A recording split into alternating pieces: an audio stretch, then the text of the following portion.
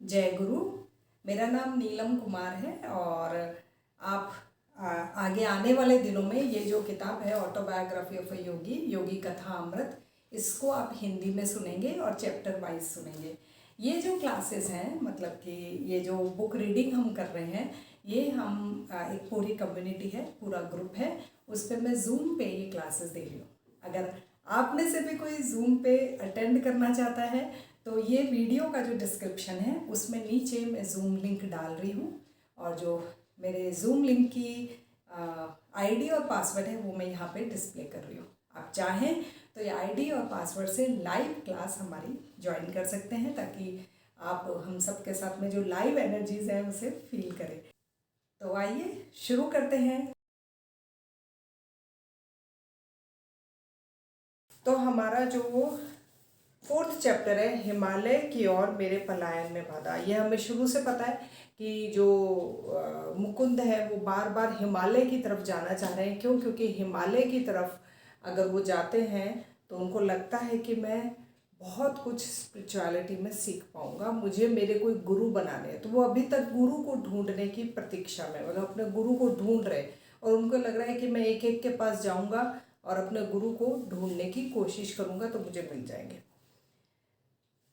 हिमालय की ओर मेरी पलायन में बाधा। कोई भी छोटा मोटा बहाना बनाकर अपनी कक्षा से बाहर निकल आओ और एक घोड़ा गाड़ी किराए पर ले लो। कोई भी छोटा मोटा बहाना बनाकर अपनी कक्षा से, यानी अपनी क्लास से बाहर निकल आओ और एक घोड़ा गाड़ी किराए पर ले लो। हमारी गली में ऐसी जगह आकर ठहरना जहाँ तुम्हें मेरे घर का कोई सदस्य देख ना सके। हिमालय में मेरे साथ जाने की योजना बनाने वाले अपने सहपाठी अमर मित्र को मेरा यह अंतिम संदेश था। मतलब उनके कोई दोस्त हैं अमर, उनको ये बता रहे हैं कि ना तुम ऐसे ऐसे करना और मेरे घर के पास में ऐसी जगह आ जाना जहाँ तुम्हें कोई देख ना सके। पलायन के लिए हम लोगों ने अगला दिन तय करा। अनंत दा, बड़े भाई को दा बोलते, तो अनंत दा मुझ पर कड़ी दृष्टि रखते थे। उन्हें संदेह था कि मेरे मन में भाग जाने की प्रबल इच्छा है। वे मेरी योजना को विफल बनाने के लिए कृत संकल्प थे।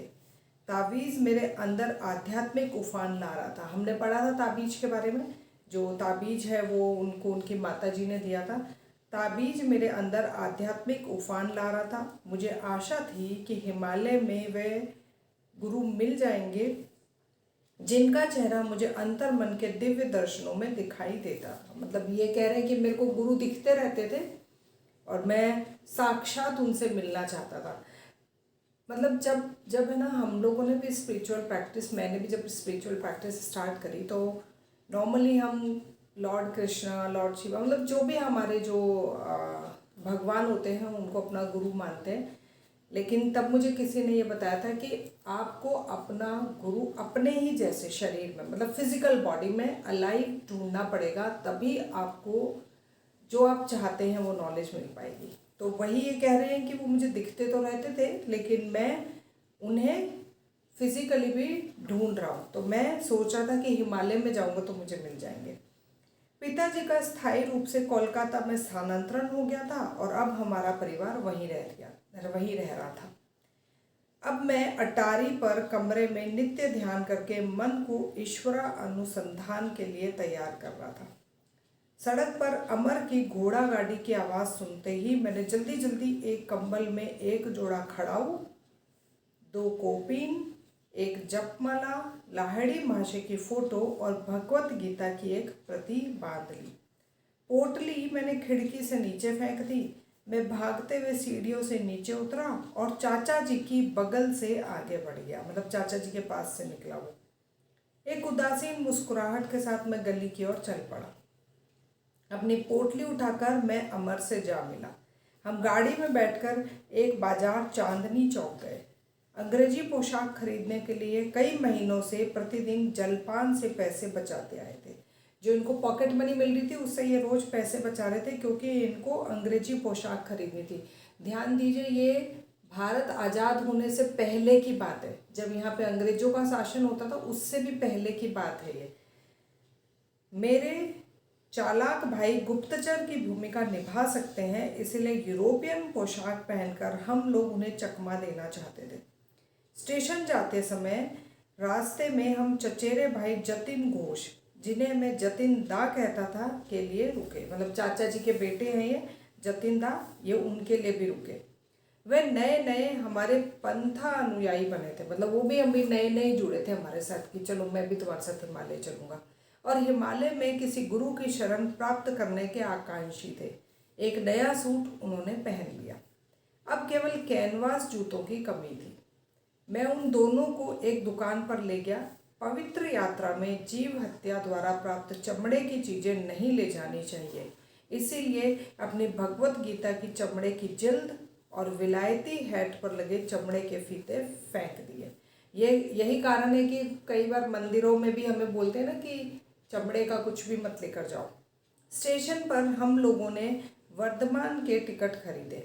ये बर्दवान एक जगह है, ठीक है, तो बर्दवान के टिकट खरीदे। हम बर्दवान में हिमालय के चरणों में स्थित हरिद्वार जाने के लिए गाड़ी बदलने वाले थे।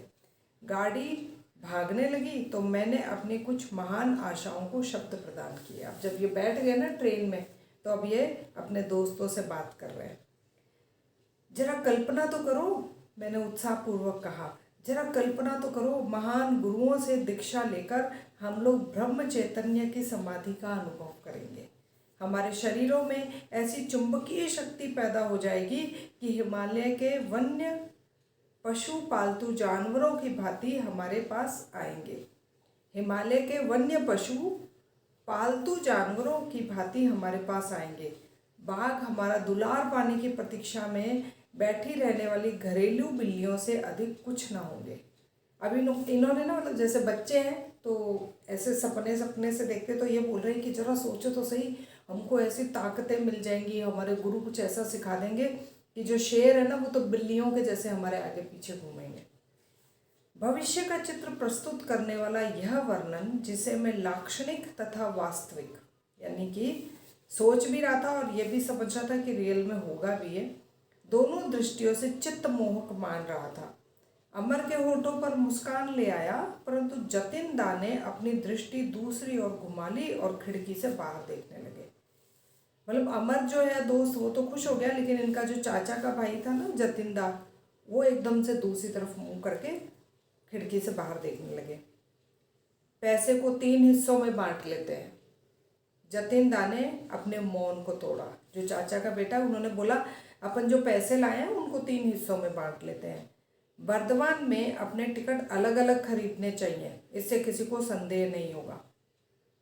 सूर्यास्त के समय हमारी ट्रेन बर्दवान स्टेशन पर रुकी। जतिन दा टिकट घर में घुस गए। अमर और मैं प्लेटफॉर्म पर बैठे रहे। 15 मिनट प्रतीक्षा की, फिर पूछताछ की, परंतु वह उस छोटे से स्टेशन में फैले अंधकार में लुप्त हो गए। मैं पूर्णतः घबरा गया और इस आघात से मेरे हाथ पांव फूल गए। मतलब जो जतिंदा हैं वो गायब हो गए, वहाँ से आए नहीं वापस। अमर, हमें लौट जाना चाहिए, मैं रोने लगा। विफल होना ही इस यात्रा की नियति है। तो जो अमर है उसने बोला, यही है तुम्हारा ईश्वर प्रेम? एक विश्वासघाती साथी की इस परीक्षा को भी तुम सह नहीं सकते। अमर द्वारा इसे ईश्वरीय परीक्षा बताने पर मेरा मन थोड़ा सा शांत हुआ। कुछ ही घंटों में हम हरिद्वार जाने वाली गाड़ी में बैठ गए। अब ये बर्दवान से इनको आगे हरिद्वार जाना था, तो अब इन दोनों ने टिकट ली और आगे बैठ गए। वो एक दोस्त जो है, वो जो चाचा का बेटा, वो अलग हो चुका था। अगले दिन मुगल सराय में जब हम प्रतीक्षा कर रहे थे, तब मैंने कहा, अमर, हमें रेलवे अधिकारियों की पूछताछ का सामना करना पड़ सकता है। परिणाम चाहे जो भी हो, मैं तो झूठ नहीं बोलूँगा। मुकुंद ने पहले ही बोल दिया, मैं झूठ नहीं बोलूँगा, कुछ भी हो परिणाम। मुकुंद, मेरा तुमसे बस इतना ही अनुरोध है कि तुम चुप रहना, है ना? अगर झूठ नहीं बोलना तो फिर चुप ही रहना। तो इतने में एक यूरोपियन रेलवे अधिकारी मेरे पास आया। उसने एक तार पत्र हिलाकर मुझे दिखाया। उस जमाने में तार ही भेजा करते थे ना।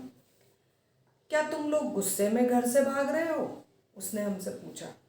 इन्होंने बोला, जो इनका दोस्त है अमर, उसने बोला, जी नहीं। मैं प्रसन्न था कि उसके शब्दों ने मुझे उत्तर देने की अनुमति दे दी। अच्छा, ये मुकुंद जी नहीं बोला कि जी नहीं। मैं प्रसन्न था कि उसके शब्दों ने मुझे उत्तर देने की अनुमति दे दी। मैं जानता था कि दैवी वैराग्य इस अस्वाभाविक व्यवहार का कारण था। फिर वह अधिकारी अमर की ओर मुड़ा। उन दोनों के बीच बुद्धि चातुर्य का जो द्वंद्व हुआ उसे सुनते हुए गंभीरता बनाए रखने के अनुरोध का पालन करना कठिन होता गया। मतलब वो जो दोनों आपस में बात कर रहे थे ना, तो दोस्त ने इनके दोस्त ने बोला था तुम बस चुप रहना और एकदम बोलते ना गंभीर रहना। अधिकारी उससे बोला, तीसरा लड़का कहाँ है? साहब आपने चश्मा पहना हुआ है ना, क्या फिर भी आपको दिखाई नहीं देता कि हम तो केवल दो ही हैं? अमर मुस्कुराया। अधिकारी ने इस धृष्टता से हड़बड़ाकर पूछा, तुम्हारा नाम क्या है? मुझे टॉमस कहते हैं। मैं अंग्रेज माता और भारतीय धर्मांतरित ईसाई पिता की संतान हूँ। तुम्हारे मित्र का क्या नाम है? मैं उसे टॉमसन कहता हूँ। मैं किसी से कुछ कहे बिना ट्रेन की ओर चल पड़ा, जो भगवान की दया से प्रस्थान के लिए सीटी बजा रही थी। अमर भी उस अधिकारी के साथ चला आया, जो इतना विश्वास करने लगा था कि उसने हमें यूरोपियन लोगों के निर्धारित डिब्बे में बिठा दिया।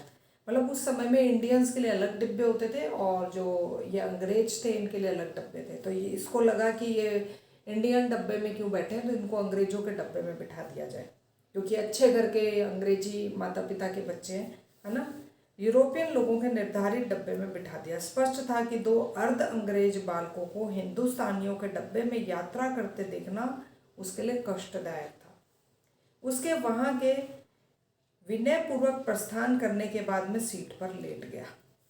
तार मेरे भाई अनंत का था। लिखा था, यूरोपियन पोशाक पहने 3 बंगाली लड़के घर से भागकर मुगल सराय के मार्ग से हरिद्वार जा रहे हैं। मेरे पहुंचने तक उन्हें रोके रखे। अब ये देखिए, इनके भाई ढूंढ रहे इन्हें अभी भी। अगर मैंने तुम्हें कहा था कि निशान, अच्छा ये अमर से कह रहे हैं, अमर मैंने तुम्हें कहा था कि निशान लगाए हुए टाइम टेबल को घर में मत छोड़ना। मेरी आंखों में नाराजगी थी। मेरे भाई को अवश्य ही वहीं से कोई टाइम टेबल मिल गया होगा। हम थोड़ी देर के लिए बरेली में रुके, जहां द्वारका प्रसाद अनंत द्वारा भेजे तार के साथ प्रतीक्षा कर रहा था। अब यहाँ पे ये देखिए, इनके भाई ने क्या करा, जहाँ पे वर्धमान है वहाँ पे भी उन्होंने किसी को तार भेजा, उसके आगे जहाँ हरिद्वार के लिए ट्रेन पकड़ रहे थे वहाँ पे भेजा। अब ये कह रहे हैं कि यहाँ पे बरेली में भी ट्रेन रुकी, वहाँ पे भी एक कोई दोस्त था, उसको उन्होंने तार भेज दिया था। हम थोड़ी देर के लिए बरेली में रुके, जहाँ द्वारका प्रसाद अनंत द्वारा भेजे तार के साथ हमारी प्रतीक्षा कर रहा था। द्वारका ने हमें रोके रखने का प्रयास करा, किंतु मैंने उसे विश्वास दिला दिया कि यह पलायन मजाक में नहीं है। द्वारका ने हमारे साथ भाग चलने का प्रस्ताव स्वीकार नहीं करा। मतलब उसने इनको रोकने की कोशिश करी, तो इन्होंने रुके तो नहीं, पर उसको भी कहने लगे कि तू भी हमारे साथ चल, भाग चल। तो द्वारका ने हमारे साथ भाग चलने का प्रस्ताव स्वीकार नहीं करा। उसी रात गाड़ी एक स्टेशन पर खड़ी थी। एक और अधिकारी ने आकर अमर को जगा दिया। वह भी टॉमस और टॉमसन नामों के जाल में फंस गया। भोर होते होते गाड़ी ने हमें हरिद्वार पहुंचा दिया। हम तेजी से स्टेशन से बाहर निकले। हमारा पहला काम था देशी पोशाक धारण करना, क्योंकि अनंत दा को हमारे यूरोपियन वेश का पता चल गया था। पकड़े जाने का पूर्वाभास मेरे मन पर बोझ बन रहा था।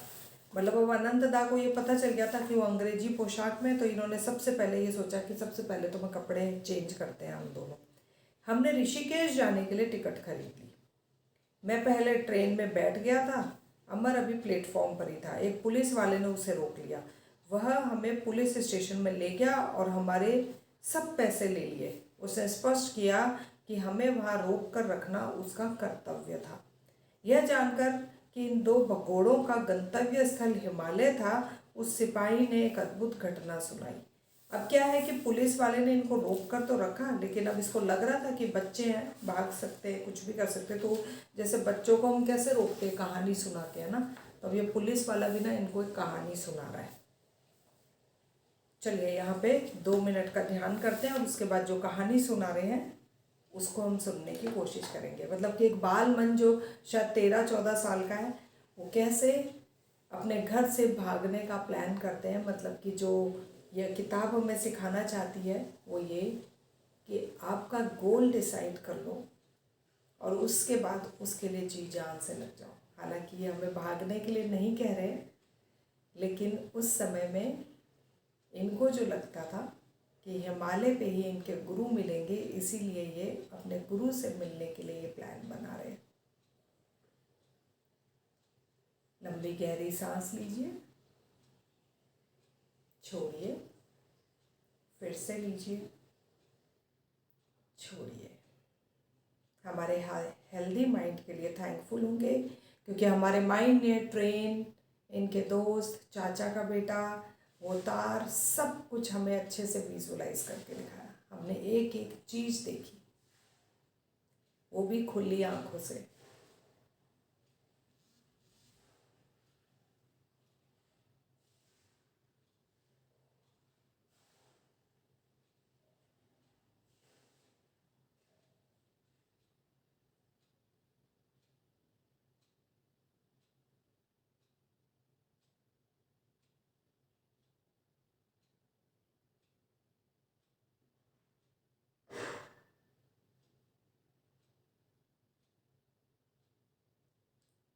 One minute more.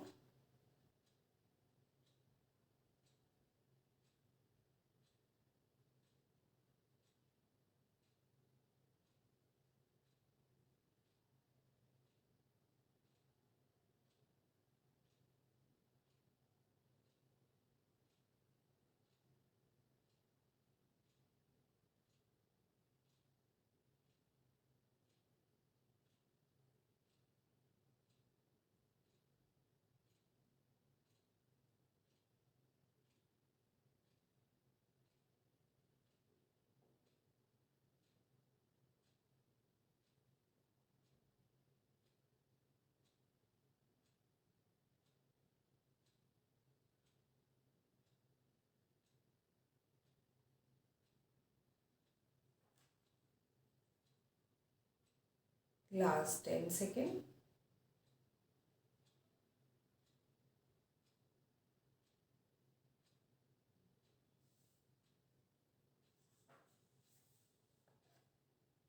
यहाँ तक पढ़ के हमें ये पता चला कि हम समय के साथ बहुत आगे निकल आए हैं। तार के ज़माने से लेके हम अब वीडियो पे भी बात करने लगे हैं। लास्ट जो पढ़ रहे थे हम, यह जानकर इन दो भगोड़ों का गंतव्य स्थल हिमालय था, उस सिपाही ने एक अद्भुत घटना सुनाई। तुम संतों के दीवाने हो। कल ही मेरी जिस संत से मुलाकात हुई, उससे बड़ा संत तुम्हें कभी नहीं मिलेगा। अब देखिए, एक और गुरु मिलने को हो रहे हैं इनसे। एक सहयोगी और मैं उनसे पहली बार 5 दिन पहले मिले थे। ये सिपाही बता रहे हैं, ठीक है।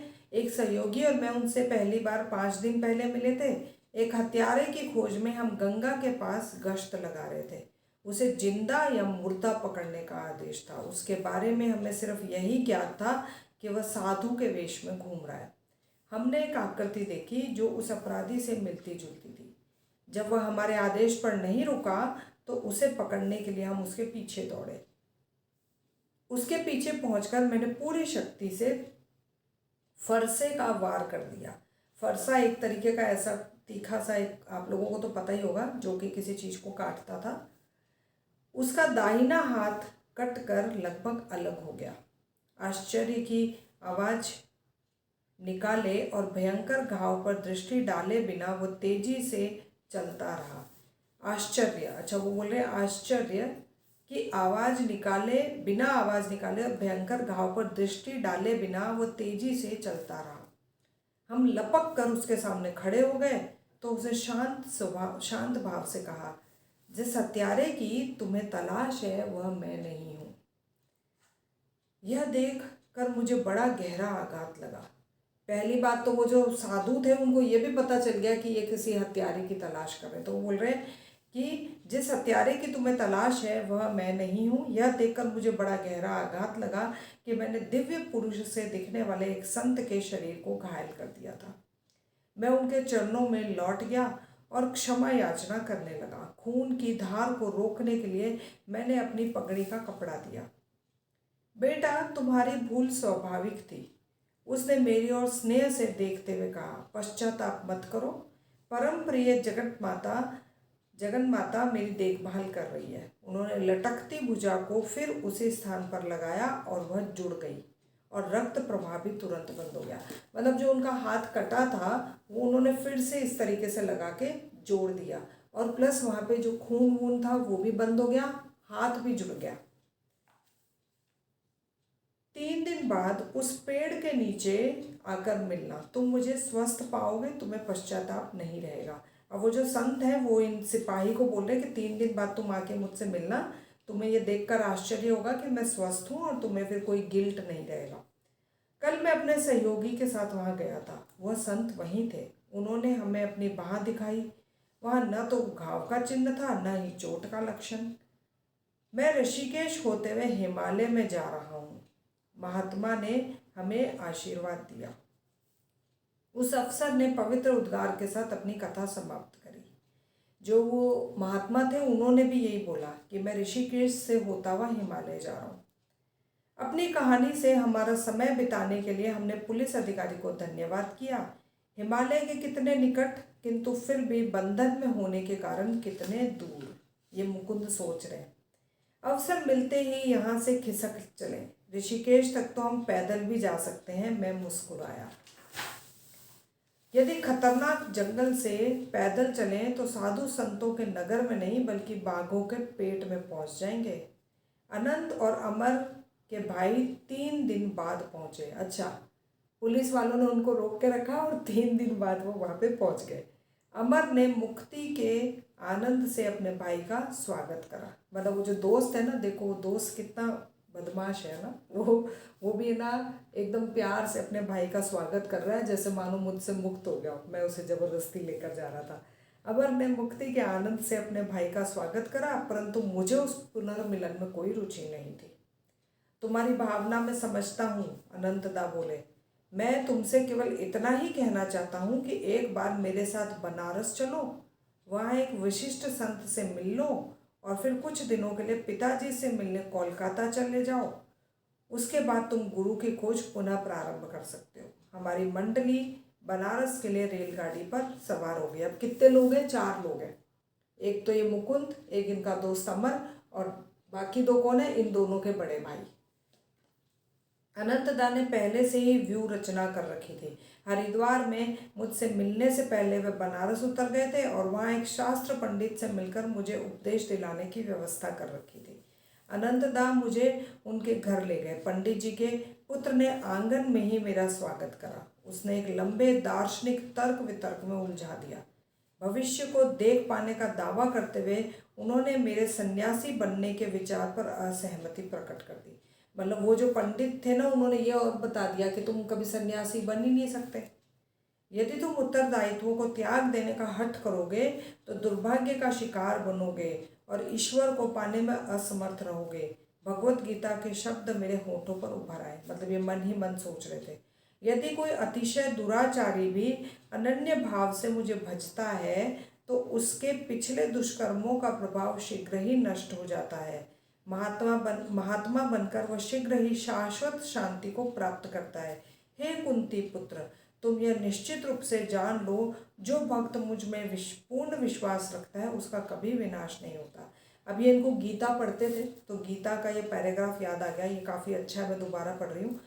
ये मतलब कि मन मन में सोच रहे हैं, जो गीता में लिखा था वो उसको ये सोच रहे हैं कि कृष्ण भगवान अर्जुन से बात कर रहे हैं और कह रहे हैं, यदि कोई अतिशय दुराचारी भी अनन्य भाव से मुझे भजता है तो उसके पिछले दुष्कर्मों का प्रभाव शीघ्र ही नष्ट हो जाता है। मतलब कि वो बहुत दुराचारी है, वो भी अगर मुझे याद कर रहा है तो उसके पिछले दुष्कर्म का प्रभाव नष्ट हो जाएगा। महात्मा बनकर वो शीघ्र ही शांति, शाश्वत शांति को प्राप्त करता है। हे कुंती पुत्र, तुम यह निश्चित रूप से जान लो, जो भक्त मुझ में पूर्ण विश्वास रखता है उसका कभी विनाश नहीं होता।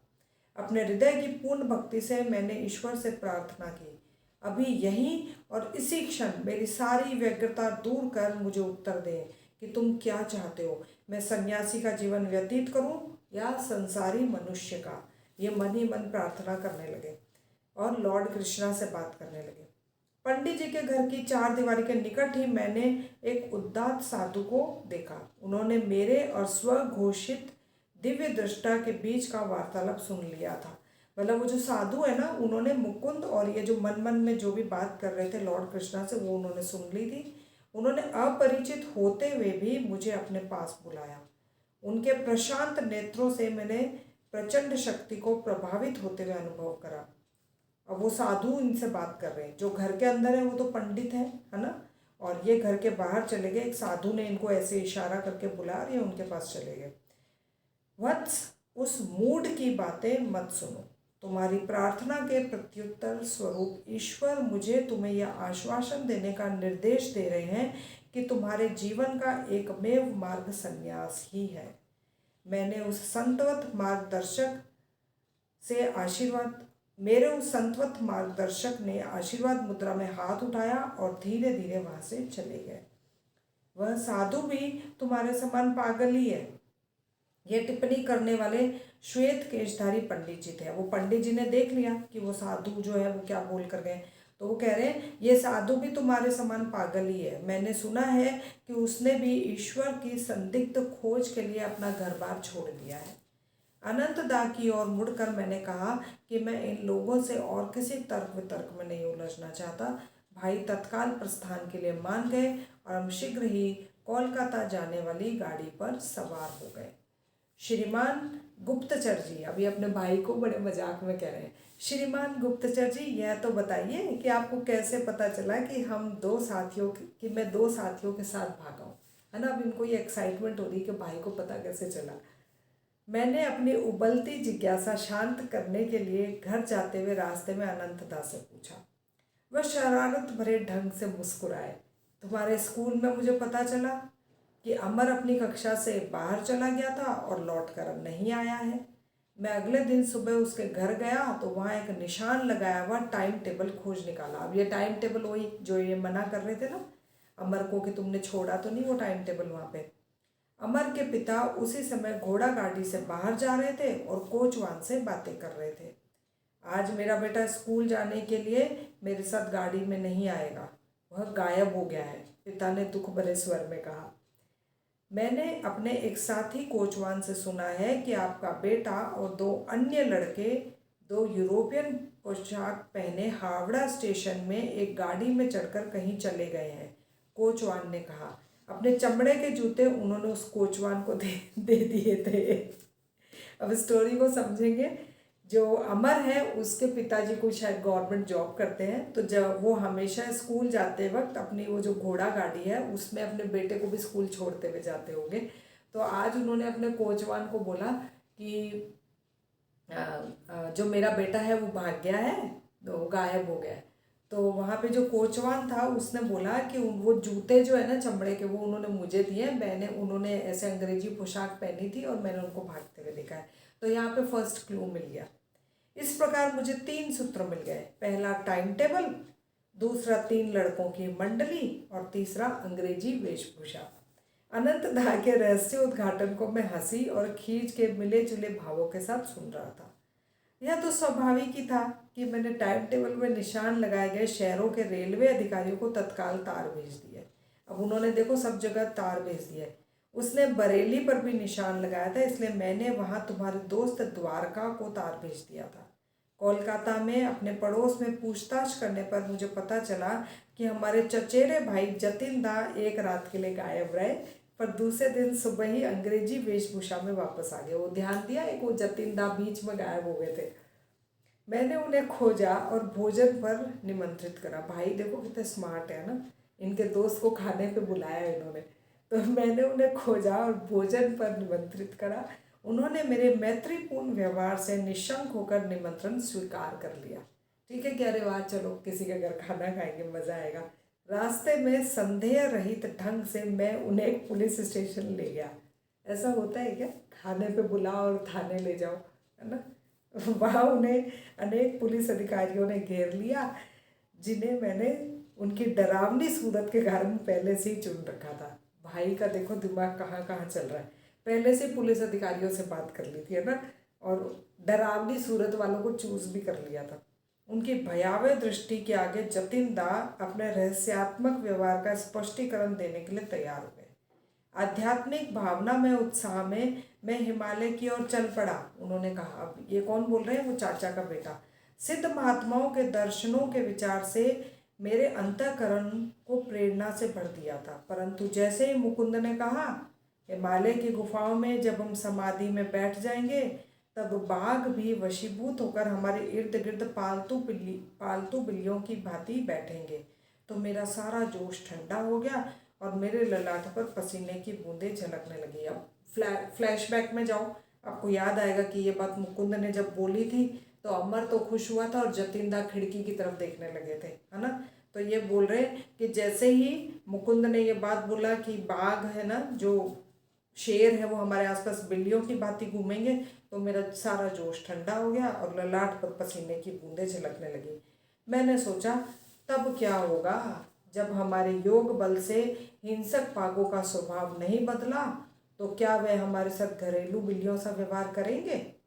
अपने मन चक्षु में मैंने पहले से ही स्वयं को किसी बाघ के पेट के बलात् अंतवासी के रूप में देखा। मतलब कि ये कह रहे हैं कि मैंने पहले से ये विजुअलाइज कर लिया कि मैं उस शेर के पेट में हूँ, वहाँ संपूर्ण शरीर के साथ नहीं, एक ही बार में प्रवेश करके नहीं, बल्कि शरीर के विभिन्न हिस्सों को अनेक किश्तों में, मतलब कि उसके शरीर में तो देखा सो देखा, लेकिन ऐसे टुकड़ों में, हाथ अलग पैर अलग, ऐसे जैसे जैसे बाघ ने खाया वैसे वैसे उन्होंने अपने आप को उनके शरीर में देखा।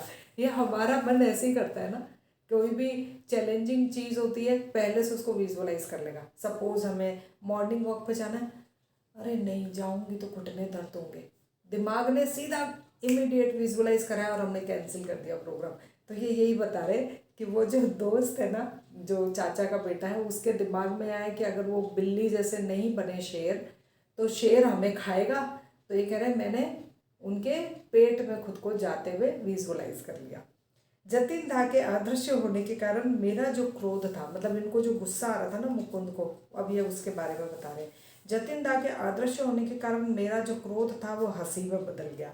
उन्होंने मुझे जो संताप दिया था उसका सारा मूल्य रेलगाड़ी में मिले लोटपोट करने वाले स्पष्टीकरण से चुकता हो गया। मुझे स्वीकार करना पड़ेगा कि मुझे इस बात से कुछ संतोष अवश्य हुआ कि जतिन दा भी पुलिस की खातिरदारी से नहीं बचे हैं। मतलब इन सब की एक एक बार खातिरदारी होगी पुलिस के आगे। अनंत दा, आप जन्मजात गुप्तचर हो। मेरी विनोदपूर्ण दृष्टि पूर्णतः क्रोध रहित नहीं थी और मैं जतिन दा से कहूँगा कि मुझे खुशी है कि वे विश्वासघात के किसी उद्देश्य से नहीं, जैसा कि प्रतीत होता था, बल्कि केवल आत्मरक्षा की सतर्क सहज प्रवृत्ति से प्रेरित हुए थे। मतलब कि उन्होंने मेरे साथ विश्वासघात नहीं करा और आत्मरक्षा की वजह से ही वो भाग लिए। अब ये लास्ट पैराग्राफ रीड कर रही हूँ, उसके बाद में बस हम ध्यान करेंगे। कोलकाता में घर पहुंचने पर पिताजी ने मर्मस्पर्शी ढंग से अनुरोध किया कि कम से कम उच्च विद्यालय की पढ़ाई पूरी कर लेने तक मैं पाँवों पर अंकुश लगाऊं।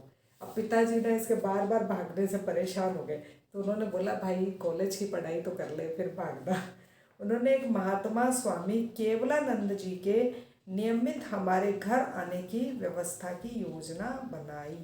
यस, अब ये जो है ना केवलानंद जी, ये आ गए एक और नए गुरु। आपको एक मज़ेदार बात बताती हूँ, वो ये कि जब आप इनके रांची के सेंटर पे जाएंगे तो वहाँ पे हम एक कमरा है, उसमें जाने की परमिशन है, वहाँ पे ध्यान करने की परमिशन है, लेकिन वहाँ की फ़ोटोग्राफ्स खींचने की परमिशन नहीं है। तो ये जितने भी गुरु आ रहे हैं ना बीच में, है ना, केवलानंद जी, प्रणवानंद जी, है ना, पहले भी जो आए, इन सब की, इनके पिताजी, इनके भाई, तो इन सब की फ़ोटोज़ है ना वहाँ पे लग रखी हैं। और ये फ़ोटोज़ अभी नहीं खींच रहे हैं ये तो क्या है, जब जब भारत छोड़ के यूएस में अपनी शिक्षाएं देने चले गए थे कैलिफोर्निया, तो वहाँ पे इनके ही एक भक्त बने थे, इनके ही एक अनुयायी बने थे, उनके पास कैमरा था, है ना, मिस्टर रिचर्ड, वो इनके साथ भारत यात्रा पे आए थे। जब इनको इनके गुरुजी ने बुलाया था तो भारत यात्रा पे, तो उन्होंने कैमरे से, क्योंकि उनको लगा था, मतलब भविष्य की योजना इतनी थी कि मैं कभी ना कभी ऐसे बुक बनाऊंगा, तो ये हिंदी बुक में उन सारे गुरुओं की फ़ोटो नहीं, इंग्लिश बुक में है। तो उन्होंने मिस्टर रिचर्ड के साथ जाके एक एक गुरु से मिले हैं वो, और उनकी फ़ोटो खींची है, और वो फ़ोटो हम लोगों के लिए एज मेमोरीज उन्होंने बुक में भी डाली है और वहाँ पे भी है। अदरवाइज़ ये प्रणवानंद जी और ये केवलानंद जी, इनका कहीं पे भी कोई फ़ोटो नहीं मिलता। लाहिड़ी महाशय का, महाअवतार बाबा जी का, इन सब की फ़ोटोग्राफ्स इन्होंने अपनी मेहनत से इकट्ठी करी है, क्योंकि स्टार्टिंग से ही ये बुक्स के लिए, अपनी किताब के लिए मटेरियल इकट्ठा कर रहे थे। तो उसी तरीके से इन्होंने इकट्ठा करा जिस तरीके से ये हमें दिखाना या बताना चाहते थे। ठीक है, तो अभी जो हमने आज जो पढ़ा वो ये कि कैसे इनके भाई जो हैं वो इनको पकड़ लेते हैं। कई बार होता है ना कि हमको लगता है कि किसी ने हमें रोक क्यों लिया, तो कोई भी चीज़ समय आने पे मिलेगी, ये हमें जान लेना चाहिए। आंखें बंद करेंगे, बैक स्ट्रेट करेंगे। यस, और इस किताब से, इस पाठ से मेरी लाइफ में मुझे क्या जानना है उसको समझने की कोशिश करें। ज़बरदस्ती कोई मतलब नहीं निकालेंगे, आपका मन अपने आप इसका उत्तर देगा। लंबी गहरी सांस लें, छोड़ें। कुछ पल के लिए, कुछ समय के लिए हम वर्तमान से पास्ट में चले गए थे। हम खुली आंखों से टाइम ट्रैवल करके आए हैं। हम बिल्कुल उनकी ज़िंदगी कैसी चल रही थी उसको विजुअलाइज करके आए हैं। हो सकता है सबकी कल्पना शक्ति में मुकुंद की, उनके दोस्तों की, ट्रेन की छवि अलग अलग हो, लेकिन हमारे माइंड ने हमें पूरी हेल्प करी है पूरे सीन को समझने के लिए। तो हमारे दिमाग की कल्पना शक्ति के लिए धन्यवाद। जो आज हमने पढ़ा उससे मेरी लाइफ में मुझे क्या सीखने को मिला। हमारे अपने हमेशा हमें सपोर्ट करते हैं, हेल्प करते हैं। जैसे इनके भाई अनंत दा ने हमेशा इनकी निगरानी करी है, और जब इनको लगा कि अब ये जा सकते हैं तब इन्हें छोड़ दिया। वैसे ही हम भी जिस परिवार से घिरे रहते हैं, जिन रिश्तों से घिरे रहते हैं, वो हमें बहुत कुछ सिखाते हैं।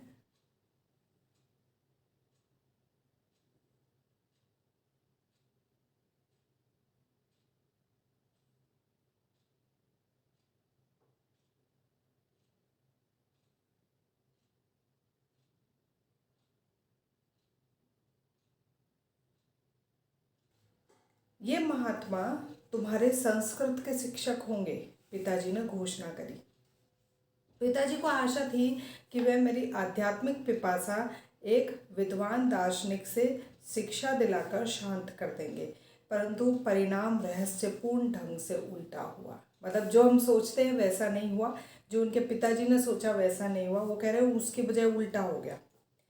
मेरे शिक्षक मेरी ईश्वर आकांक्षा को हवा देने लगे। पिताजी को ज्ञात नहीं था कि स्वामी केवलानंद जी लाहिड़ी महाशय के उन्नत शिष्य थे।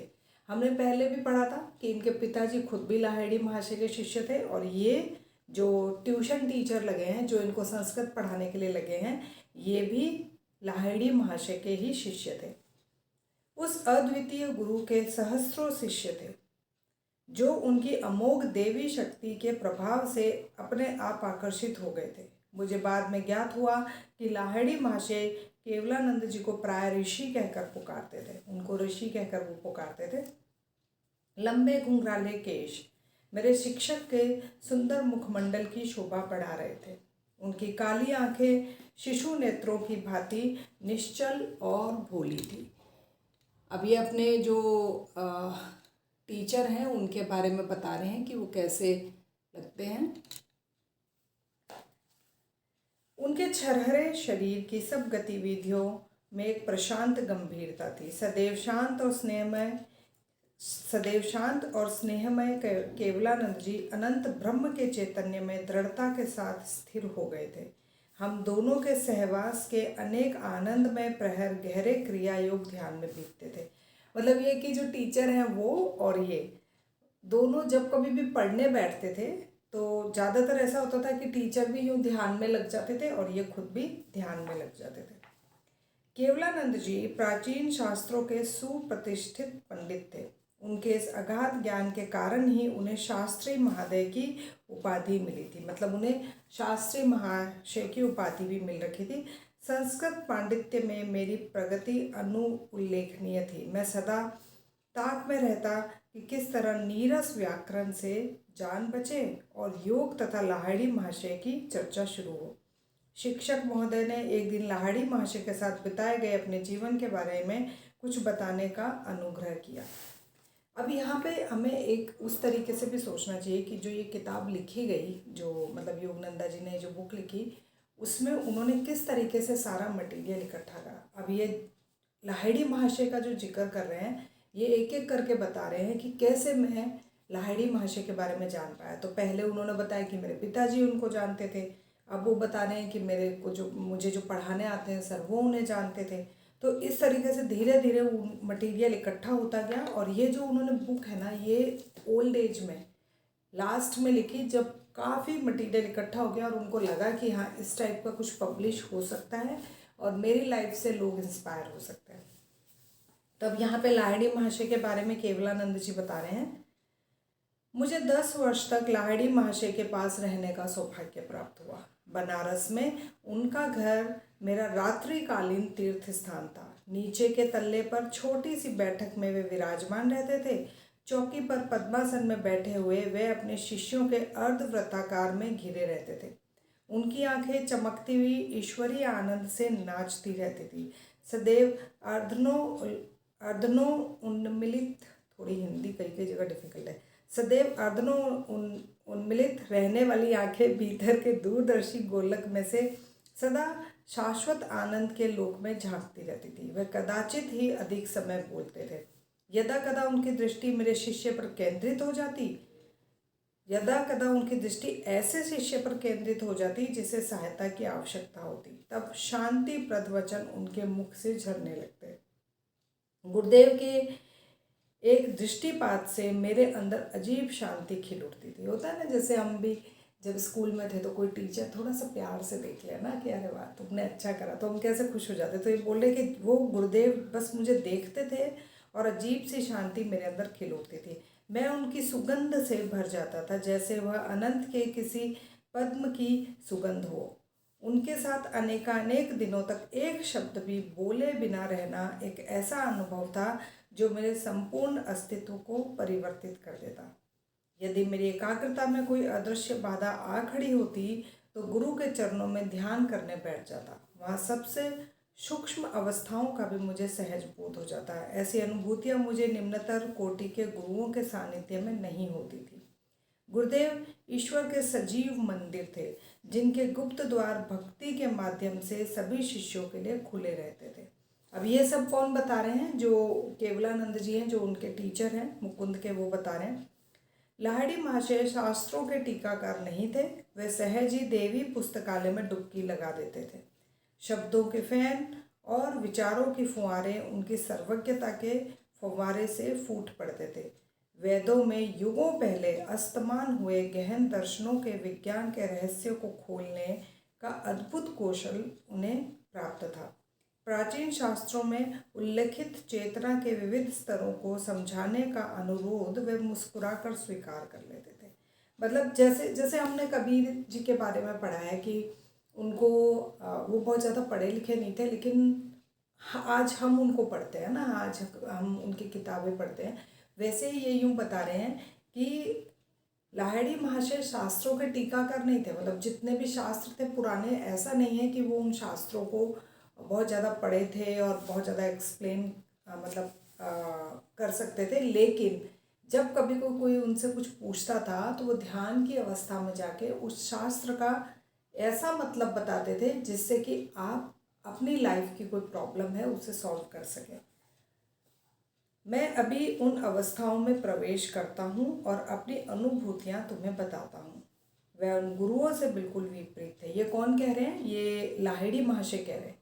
जैसे कोई कुछ पूछता था ना कि गुरुजी गीता में ये लिखा है, इसका क्या मतलब हुआ, रामायण में ये लिखा है, इसका क्या मतलब हुआ, तो वो ये बोलते थे अपने शिष्यों को, मैं अभी उन अवस्थाओं में प्रवेश करता हूँ और अपनी अनुभूतियाँ तुम्हें बताता हूँ, मेरा एक्सपीरियंस बताता हूँ। ज़्यादातर टीचर है ना वैसे भी यही बताते, ये नहीं बोलते कि है ना मैं ये कह रहा हूँ या वो ये कह रहा है। मतलब एकदम अपनी बात को सॉलिड तरीके से एकदम ज़बरदस्ती दूसरे पे थोपने की बजाय वो यूँ बोलते थे कि मेरा ये मानना है, मैं ऐसा समझता हूँ। अब आगे आप लोग जैसा समझे वैसे उसको अपने दिमाग में उतारें। वे उन गुरुओं से बिल्कुल विपरीत थे जो शास्त्रों को कंठस्थ कर बिना किसी वास्तविक अनुभूति के अपनी कल्पना से ही उसका अर्थ बताते हैं। श्लोक का अर्थ तुम्हें जिस रूप में समझ आए उसी प्रकार उनकी व्याख्या करो। मितभाषी गुरुदेव प्राय अपने पास बैठे किसी शिष्य को यह निर्देश देते, मैं तुम्हारे विचारों को परिचालित करूंगा ताकि सही अर्थ तुम्हारे मुख से उच्चारित हो। वो कह रहे मैं मीनिंग बता दूंगा, उसके बाद में जो सही अर्थ है तुम अपने मन से समझो या तुम अपने मुख से उच्चारित करो। इस प्रकार लाहिड़ी महर्षि की अनेक अनुभूतियों को उनके शिष्यों ने विस्तृत भाष्यों सहित लिपिबद्ध कर लिया। मतलब कि उन्होंने जितनी भी अनुभूतियाँ बताई कईयों ने शिष्यों ने उनको लिख लिया था। किसी बात पर आंख बंद कर विश्वास कर लेने की सलाह गुरुवर कभी नहीं देते थे। शब्द खोखले हैं। वे कहते थे ईश्वर की उपस्थिति के दृढ़ विश्वास को ध्यान में अपने परमानंद में संपर्क से प्राप्त करो। शिष्य की समस्या चाहे जो भी हो उसके समाधान के लिए गुरुदेव क्रिया योग के अभ्यास का ही परामर्श देते थे। क्योंकि ये जितने भी जो योगनंदा जी थे, इनके गुरु युक्तेश्वर जी, फिर उनके गुरु लाहिड़ी महर्षि जी, तो और उनके गुरु महाअवतार बाबा जी, तो ये जितने भी हैं ये सब क्रिया योग की प्रैक्टिस करते थे। और ये क्रिया योग का ही बता रहे हैं कि उसकी प्रैक्टिस करनी चाहिए ताकि तुम परम आनंद अनुभव कर सको। तुम्हारा मार्गदर्शन करने के लिए जब मैं इस शरीर में नहीं रहूँगा तब भी यह योगिक कुंजी का सामर्थ्य कम नहीं होगा। यह प्रतिनिधि भव्य प्रेरणाओं की तरह जिल्द बांधकर अलमारी में रखकर भूल जाने की वस्तु नहीं है। क्रिया योग के माध्यम से अनवरत अपने मुक्ति पथ पर चलते जाओ। क्रिया की शक्ति इसके अभ्यास में निहित है। मतलब वो कह रहे हैं कि क्रिया की शक्ति प्रैक्टिस करने पे ही पता चलेगी, सिर्फ पढ़ने से कुछ नहीं होगा। मैं स्वयं क्रिया योग को मानव के अभी तक स्वतः प्रयास द्वारा अनंत ईश्वर की खोज के लिए विकसित साधनों में सबसे अधिक प्रभावशाली मानता हूँ। केवलानंद जी ने इस उत्साहपूर्ण प्रमाण के साथ अपने कथन का समापन किया। इसके अभ्यास से सभी मनुष्यों में छिपे सर्वव्यापी ईश्वर लाहिड़ी महाशय और उनके अनेक शिष्यों की देह में प्रत्यक्ष रूप में अवस्थित हुए। एक चमत्कार लाहिड़ी महाशय द्वारा केवलानंद जी की उपस्थिति में हुआ। एक दिन उन्होंने वह कहानी मुझे सुनाई। सामने मेज पर पड़ी संस्कृत की पुस्तकों से हटी उनकी आंखें सुदूर कहीं लगी हुई थी। जैसा कि मैं भी जब कभी संडे को प्रैक्टिस के लिए जाती हूँ और कई बार बहुत सारे आचार्य वहाँ पे आते हैं प्रैक्टिस, मतलब हम लोगों को कुछ ना कुछ सिखाने के लिए। क्योंकि क्रिया योग की प्रैक्टिस में कई बार क्या होता है हम बहुत सारी गलतियाँ करते हैं, तो गलतियाँ हम ना करें इसलिए हर थोड़े थोड़े समय बाद इनके जितने भी सेंटर्स हैं ना योगदा सत्संग भवन के, वहाँ पे उनके आचार्य आते हैं और वो हमें टेक्निक सिखाते हैं कि भाई अरे तुम ओम तो ऐसे कर रहे हो या ऐसे नहीं है, या तुम है ना होंगसा मेथड ऐसे करना चाहिए ऐसे नहीं। तो जितनी भी टेक्निक्स वो सिखाते हैं तो हमने खुद ने ये ऑब्जर्व करा है कि जो जो ये इसमें लिखते हैं ना कि सुदूर कहीं दूर उनकी दृष्टि टिकी हुई है, तो ये मैंने खुद ने देखा है कि जब वो सिखा रहे होते हैं ना, तो कई बार आपने किसी छोटे बच्चे को खुद को भी देखा होगा कि आप यूं करके कहीं दूर आंखें यूं करके सोच रहे हो, है ना, और कोई आपकी आंखों के आगे आके ऐसे ऐसे करता है कि अरे अरे अरे तुम्हारा ध्यान किधर है, तो आपकी आंखें तो कहीं ज़ीरो में लग गई, है ना, और आप सोच रहे हो क्या करूँ, इस प्रॉब्लम को कैसे सॉल्व करूँ, क्या होगा। वैसे ही ये जितने भी मॉन्क्स हैं क्रिया योग से की जो प्रैक्टिशनर हैं, वो जब कभी हमें एक्सप्लेन कर रहे होते हैं ना, तो वो इस तरीके से कहीं दूर अपना ध्यान लगा लेते हैं और फिर हमको एक्सप्लेन करते हैं। और कई बार ऐसा होता है जैसे ये बोल रहे हैं ना कि केवलानंद जी और मैं, यानी कि इनके जो ट्यूशन टीचर हैं वो और ये मुकुंद जो हैं, ये कई बार बिना बात करे इस तरीके से बैठ जाते हैं आंखें बंद करके। यानी कि आप ये समझिए कि अगर आप भी कभी अपने कमरे में अकेले भी बैठे हैं और कोई और आकर अगर बैठ गया, तो आपको नॉन स्टॉप उसकी एनर्जी फील होगी। आपको लगेगा कि नहीं मैं अकेला नहीं हूँ, इस कमरे में कोई और है, किसी और के साथ में बैठा हूँ। तो वो जो एनर्जी है वही अपने गुरु की फील करते थे हमेशा, कि गुरु के मन में क्या है, वो मुझे क्या सिखाना चाहते हैं, मुझे उनसे क्या सीखना चाहिए। तो ज़रूरी नहीं है हर टीचर कुछ बोल बोल के ही आपको सिखाए। इन्होंने जितना भी सीखा है, जो योगनंदा जी, इन्होंने जितना भी सीखा है अपने हर गुरु के साथ ध्यान में चुप रहकर मन को शांत रख के, टीचर भी चुप है ये भी चुप है, वो भी ध्यान में, ये भी ध्यान में, ऐसे ही सीखा है। तो अब ये एक और स्टोरी उनकी बता रहे हैं जो कि इनको इनके टीचर ने, केवलानंद जी ने बताई है। एक दृष्टिहीन शिष्य रामू के लिए मैं करुणा अनुभव करने लगा। ये कौन बोल रहे हैं? इनके टीचर। एक दृष्टिहीन शिष्य रामू के लिए मैं करुणा अनुभव करने लगा। क्या उसकी आंखों की ज्योति कभी लौट कर नहीं आ सकती? जब वह इतनी श्रद्धा एवं निष्ठा के साथ हमारे गुरुदेव की सेवा कर रहा था, जिनमें ईश्वर अपने पूर्ण तेज के साथ दीप्तिमान था। अब ये क्या है, केवलानंद जी के साथ में इनका ही एक और गुरु भाई रामू है। रामू की आंखें नहीं हैं और वो लाहिड़ी महाशय जी की बहुत सेवा करता है। एक दिन सुबह मैं रामू से बात करना चाह रहा था, परंतु वह शांतिपूर्वक घंटों तक गुरुदेव पर पंखा चलता रहा। तब गर्मियाँ बहुत होती, मतलब तब ये वाले पंखे तो होते नहीं थे, है ना। अंततः जब वह कमरे से बाहर निकला तो मैं उसके पीछे पीछे हो लिया। रामू, तुम कब से अंधे हो? जन्म से ही। मुझे कभी सूर्य दर्शन का सौभाग्य प्राप्त नहीं हुआ। हमारे गुरु तुम्हारी सहायता कर सकते हैं, उनसे प्रार्थना तो करो। अगले दिन रामू कुछ संकोच पूर्वक लाहिड़ी महाशय की सेवा में उपस्थित हुआ।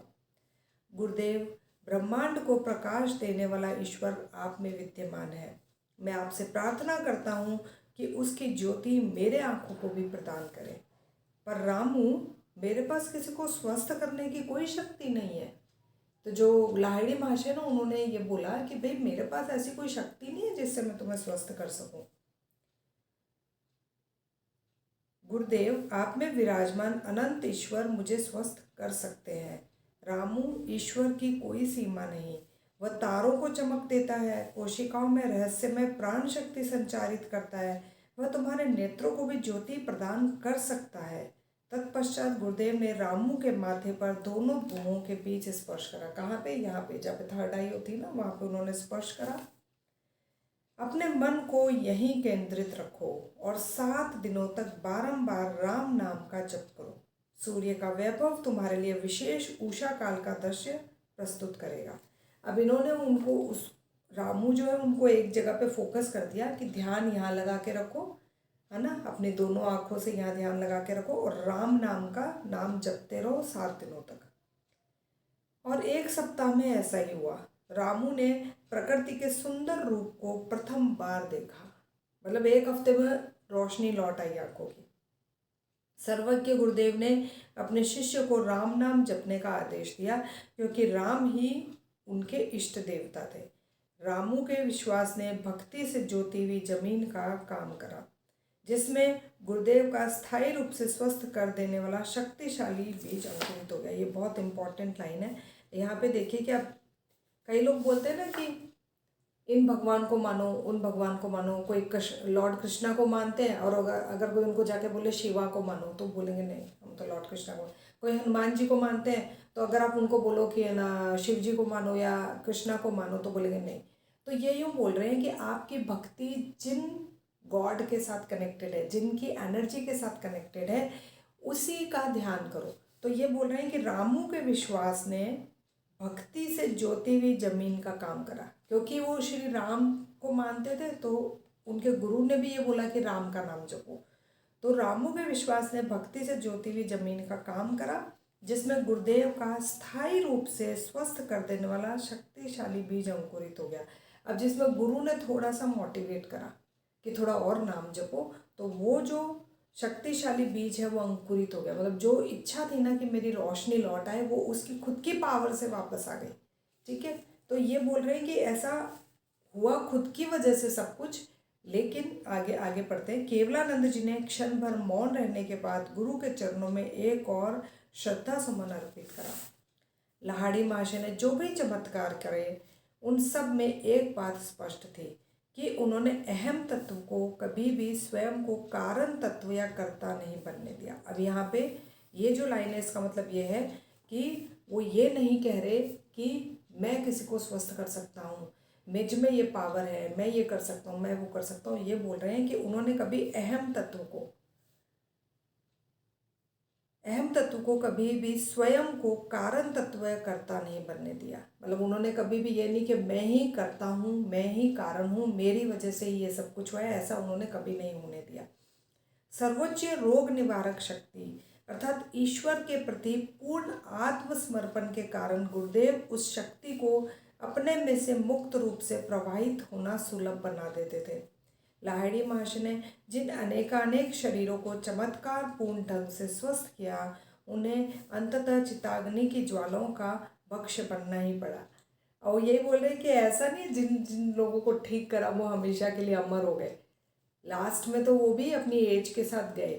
तो बोल रहे हैं कि चिताग्नि की ज्वालाओं का भक्ष्य बनना ही पड़ा, परंतु उन्होंने लोगों के अंतर में जो आध्यात्मिक जागृति उत्पन्न की, जो ईसा समान शिष्य तैयार करे, वही उनके अजरामर चमत्कार हैं।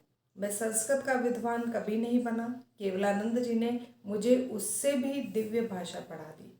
अब ये अपने गुरु के बारे में बोल रहे हैं कि पढ़ाने तो वो मुझे संस्कृत आए थे, लेकिन मैं संस्कृत की बजाय उससे भी जो दिव्य भाषा है, मतलब कि इंट्यूशन जो है, ऐसा होता था ना कि हम भी अपनी दादी नानी से कहानी सुनते थे और फिर है ना वो बोलती थी एक शेर, तो हम यहाँ शेर होता है। अभी जो आपने भी सब कुछ सुना वो सब आपने विजुअलाइज करा, आपने अपने हिसाब से केवलानंद जी कैसे दिखते हैं वो सोच लिया, आपने ये सोच लिया रामू कैसे दिखते हैं, आपने ये सोच लिया कि वो कैसे अंधे होंगे और किस तरीके से उनकी रोशनी लौट आई। तो ये जितना भी कुछ हम सोच रहे हैं ये हमारी इंट्यूशन पावर को स्ट्रॉन्ग बनाता है। तो इस किताब का जो उद्देश्य है वो यही है कि भी आप अपने कल्पना शक्ति को इतना स्ट्रॉन्ग बना दो। तो आज जो हमने ये चैप्टर अभी 4th ख़त्म करा है, इस पर हम 2 मिनट का ध्यान लगाएंगे और इसका क्या उद्देश्य, मतलब इस चैप्टर से मेरी लाइफ में मुझे क्या करना है या मैं इसको पढ़ के क्या समझी हूँ, उस पर हमें ध्यान लगाना है। ठीक है, उसके बाद में हम नेक्स्ट चैप्टर की शुरुआत करेंगे। आंखें बंद, मन शांत, कमर को सीधा रखें, लंबी गहरी सांस लें, छोड़ें। आपके माइंड ने जो पूरी मूवी क्रिएट करी है, आपके सुनते ही उसने फटाफट से पूरा सीन क्रिएट कर दिया। कैसे ट्यूशन टीचर होंगे, कहाँ बैठे होंगे, कैसे पढ़ा रहे होंगे, कैसे कहानी सुना रहे होंगे। इन सब के लिए अपने माइंड को धन्यवाद कीजिए। आपकी कल्पना शक्ति बहुत स्ट्रांग है और इसी कल्पना शक्ति को यूज़ करते हुए हम अपना फ्यूचर क्रिएट कर सकते हैं। बंद आँखों से, शांत मन से, मुझ में क्या प्रॉब्लम है, जिस तरीके से रामू ने अपने आप को ठीक करा, वैसे मेरे शरीर में ऐसी कौन सी चीज़ है, ऐसा कौन सा कष्ट या रोग है जिसे मैं हटाना चाहती हूँ और स्वस्थ होना चाहती हूँ। सिर्फ उसके बारे में सोचें। उसके बाद में आपके जो भी इष्ट देवता हैं उन्हें याद करें और उनसे रिक्वेस्ट करें कि मेरे शरीर से इस रोग को हटा दिया जाए, मुझे रोग मुक्त कर दिया जाए।